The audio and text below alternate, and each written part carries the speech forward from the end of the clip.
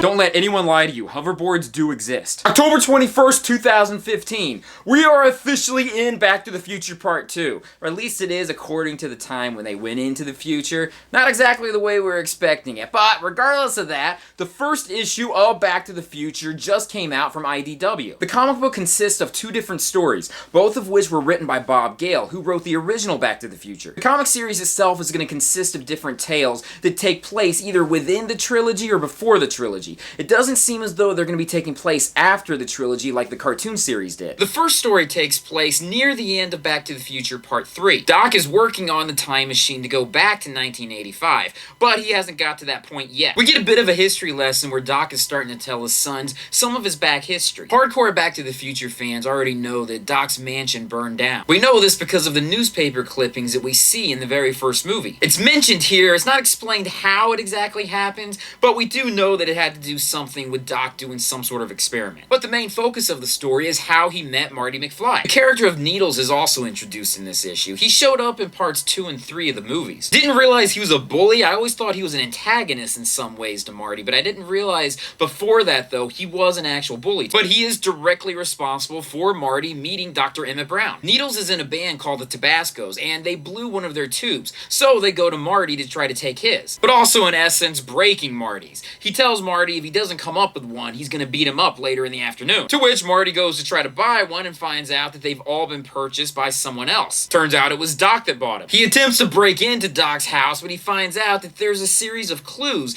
in order to find entry. It's cute how everything works out, but I didn't realize that Marty is Doc Brown's assistant. Obviously, they become closer and become really good friends, but I always thought that Marty just liked to hang out with the crazy scientists who live down the road. This makes so much more sense, and I like that. The second story takes place way back in 1943. Doc is a young man, but he's still pretty darn smart. He's a professor at Caltech. And this is also how we're opening into the window about how Doc started working with nuclear projects, particularly the Manhattan Project, which is interesting because in the previous story, Needles even mentions that Doc Brown may be radioactive because he worked with nuclear bombs in the past. The very last image in this comic, I think, is maybe foreshadowing some future things to come out. We have a mushroom that's inside of a jello mold. Take that as you will. Good first issue, although no time travel took place. That was the only surprise I had. It didn't take away from the two stories, but still, it was something that I thought was going to be there. Although I know Bob Gale doesn't want this to be a rehash of the cartoon series that came out. He wants it to be its own development. So there may not be as much time travel, but maybe there'll be a lot more stories in between saying how this happened or how that happened.